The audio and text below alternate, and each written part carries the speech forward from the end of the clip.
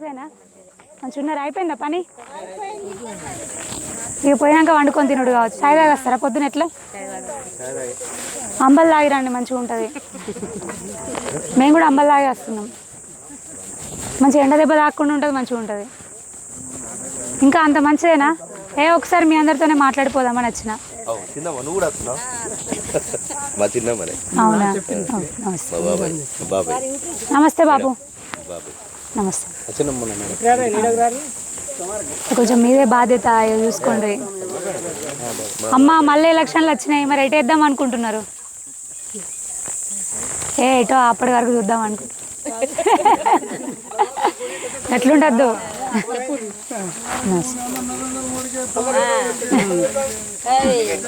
అంటే నాకు చెప్పకుండ్రు కానీ మీరు ఆలోచించుకోండి. ఎందుకంటే మనకింత అన్నం పెట్టేటోళ్ళకి, మనల్ని భద్రంగా చూసుకుంటోళ్ళకి ఇవ్వాలి మనం. అవునా? ఎట్లా మనం వేసేటప్పుడు వచ్చేటప్పుడు ఎవరికి ఏం తెలియదు. మన బాబు కూడా తెలియదు మీరు వేసేటప్పుడు. తెలుస్తుందా? తెలియదు.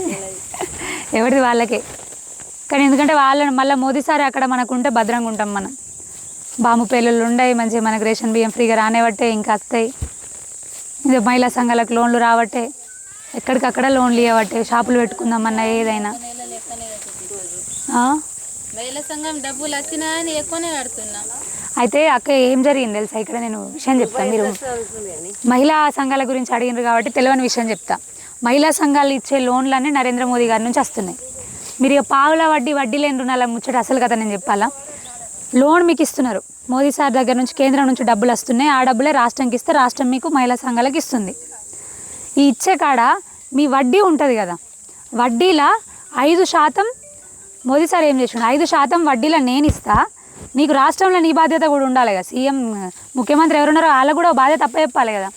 సగం నువ్వు ఇవ్వు, సగం నేను ఇస్తా. వడ్డీ డబ్బులు కూడా అక్కల మీద చెల్లెళ్ళ మీద భారం పడద్దు అంటే మోదీ సార్ సగం డబ్బులు 5% ఆయన ఇస్తుండు వడ్డీలో కూడా. ఈ 5% రాష్ట్రం నుంచి ఇచ్చేది ఏదైతే ఉందో, కేసీఆర్ కొత్త నాటకం అడిగేం పేరు పెట్టిండు, వడ్డీ లేని రుణం పావులా వడ్డీ అని దానికి పేరు పెట్టిండు. అసలుకైతే ఆయన వంతు ఆయన ఇచ్చే సగం వడ్డీ అది, పావులా వడ్డీ లేని రుణం కాదు అని చెప్పిండు. ఇస్తా అని 2014లో గట్లనే ఓట్లు వేయించుకున్నాడు, 2018లో కూడా ఓట్లు వేయించుకున్నాడు మీతోని. మొన్న 2022లో అనుకుంటా ఓ మీటింగ్ పెట్టి మహిళా దినోత్సవం రోజు ఓ పెద్ద చెక్కు చేతిలో పెట్టిండు, పావులా వడ్డీ మీ అందరికి వస్తుంది అని. జగిత్యాల సంజయ్ కుమార్ ఇక్కడ పెట్టిండు చేతిలో.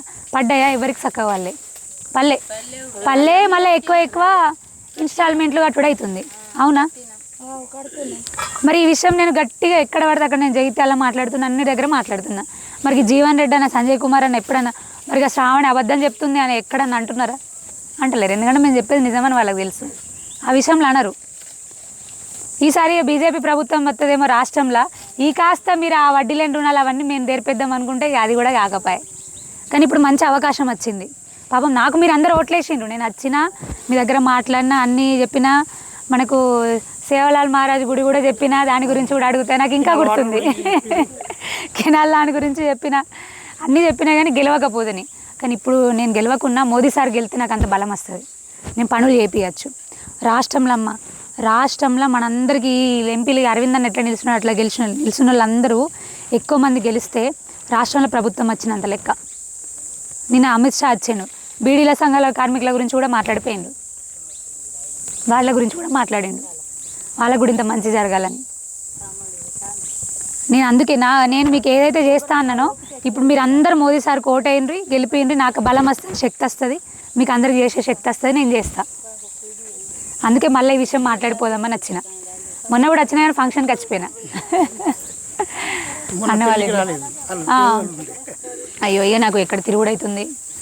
కొరుట్ల అన్న పోటీ చేసింది కదా, కొరుట్లలో ఇన్ఛార్జ్ ఇస్తే అటు తిరుగుడు అవుతుంది, అటు ఇటు. ఇక సారంగపూరు, బీర్పూర్ అన్నిటి దగ్గర తిరగాలి. దేశమే కాబట్టి మనం దేశం వల్లనే చూడాలి, లోకల్ వాళ్ళని చూడొద్దు. లోకల్ వాళ్ళని చూస్తే పనులు కావు. మళ్ళీ దేశం ఎలక్షన్లు కదా, దేశంలో ఉన్న వాళ్ళనే చూడాలి. మనకు దేశంలో రాహుల్ గాంధీ కావాలా, మోదీ గారు కావాలా? రాయకల్ రూరల్ మండలం, సింగరావుపేట, అయోధ్య, రాజ్నగర్ గ్రామాలలో ప్రజలందరినీ కలిసి ప్రధానమంత్రి వర్యులు గౌరవనీయులు నరేంద్ర మోదీ వర్యులు అందిస్తున్నటువంటి అభివృద్ధి సంక్షేమ పథకాల గురించి వారికి అందరికీ తెలియజేయడం జరిగింది. అదేవిధంగా గౌరవనీయులు నిజామాబాద్ పార్లమెంట్ సభ్యులు, ప్రస్తుత బీజేపీ పార్లమెంట్ అభ్యర్థి అయినటువంటి ధర్మపురి అరవింద్ అన్న గారికి మద్దతుగా ప్రచారం నిర్వహించడం జరిగింది.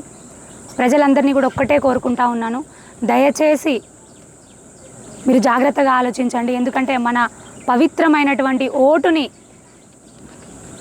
దాని విలువ పెంచే విధంగా, అతి పవిత్రంగా ఉండే విధంగా, మనకు ఎవరైతే అన్నం పెడుతున్నారో, మనకు ఎవరైతే పనులు చేస్తున్నారో, మన దేశాన్ని, మనల్ని, మన ఊరిని, మన కుటుంబాన్ని భద్రంగా ఎవరు కాపాడుతున్నారు అనేటటువంటి విషయాన్ని ఆలోచించి మీ పవిత్రమైన ఓటు వేయాలని మీ అందరినీ కూడా కోరుకుంటున్నాను. ఇప్పుడు మనం ప్రతి ఇంట్లో కూడా మనం తీసుకుంటున్నటువంటి ఫ్రీ రేషన్ బియ్యం కానివ్వండి, అదేవిధంగా కరోనా అప్పుడు మనం తీసుకున్న ఉచిత వ్యాక్సిన్లు కానివ్వండి, అంతెందుకు మహిళా సంఘాల్లో ఇస్తున్నటువంటి ముద్రా లోన్లు, ఇవన్నీ కూడా నరేంద్ర మోదీ గారు అందిస్తున్నటువంటి పథకాలే, సంక్షేమ పథకాలు. అది మాత్రమే కాదు, ఇప్పుడు ఉపాధి హామీ పనులకు కూడా 300 పెంచడం జరిగింది. ఉపాధి హామీ కూలీలతో కూడా మేము అందరం మాట్లాడడం జరిగింది. మేము అదేవిధంగా మా కార్యకర్తలందరూ కూడా, మా మోదీ గారి సైనికులందరూ కూడా మాట్లాడడం జరుగుతూ ఉంది ఎప్పటికప్పుడు కూడా. అది మాత్రమే కాకుండా PM విశ్వకర్మ చాలా ఊళ్ళలో ఇది కుట్రపూరితంగా ఎవరికి తెలియకుండా చేశారు. అప్పుడున్నటువంటి రాష్ట్ర ప్రభుత్వం, బీఆర్ఎస్ ప్రభుత్వం అయినా, ఇప్పుడు ఉన్నటువంటి కాంగ్రెస్ ప్రభుత్వం అయినా తెలియకుండా చేస్తుంది. 18 రకాల చేతి పని వృత్తుల వాళ్ళు, కుమ్మరి, కమ్మరి, మేదరి, రజకులు, అదేవిధంగా ఇస్త్రీ పని చేసేవాళ్ళు, కుట్టు మిషన్ చేసే వాళ్ళకి PM నరేంద్ర మోదీ గారు స్పెషల్గా లోన్ పెట్టడం జరిగింది. ట్రైనింగ్ ఉంటుంది. ట్రైనింగ్ ఉన్నన్ని రోజులు కూడా మీకే మళ్ళీ 500 చొప్పున ట్రైనింగ్ అయిపోయిన తర్వాత మీ అకౌంట్లోనే పడుతుంది. ట్రైనింగ్ అయిపోయిన తర్వాత 15,000 రూపాయల టూల్ కిట్ కూడా మీకు ఉచితంగా ఇస్తారు. కుట్టు మిషన్ వాళ్ళకైతే ఫ్రీ కుట్టు మిషన్ ఇస్తారు. అది మాత్రమే కాకుండా 1,00,000 కావాలంటే 1,00,000, లేకపోతే 2 లక్షల లోన్లు వడ్డీ లేకుండా, ఎలాంటి షూరిటీ లేకుండా ఇవ్వడం జరుగుతుంది. అది తీసుకున్న తర్వాత తక్కువ ఇన్స్టాల్మెంట్తో కట్టడం ఉంటుంది. అది తీసుకున్న తర్వాత 3 లక్షలు, 5 లక్షల వరకు కూడా దాన్ని పెంచడం జరుగుతుంది. మరి ఇదందరూ కూడా 365 రోజులు మీరు అప్లై చేసుకోవచ్చు. ఎప్పుడన్నా మీ సేవా సెంటర్కి వెళ్ళి అప్లై చేసుకోవచ్చు. ఇది కూడా ప్రజలందరూ గమనించగలరు. దయచేసి ఇప్పుడు గ్రామ పంచాయతీలలో ఇదివరకు వస్తున్నటువంటి నిధులు, ఇప్పుడు వస్తున్నటువంటి నిధులైనా కేంద్ర ప్రభుత్వం నిధులే ఉన్నాయి. మున్సిపాలిటీలలో కూడా ఒక చైర్మన్గా నేను చేసిన కాబట్టి చెప్తున్నాను, కేంద్ర ప్రభుత్వం నుంచే 70% నిధులు ఉన్నాయి. మరి అక్కడి నుంచి అభివృద్ధి జరిగినప్పుడు మనకు అన్నం పెడుతుంది నరేంద్ర మోదీ గారు. మరి ఇంకొక ముఖ్య విషయం మనం మాట్లాడుకోవాలి. మనకు కావాల్సింది గుజరాత్ మోడల్ కానీ కర్ణాటక మోడల్ కాదు. కర్ణాటకలో కాంగ్రెస్ ప్రభుత్వం వచ్చిన తర్వాత బాంబు పేలుళ్ళు అవుతున్నాయి.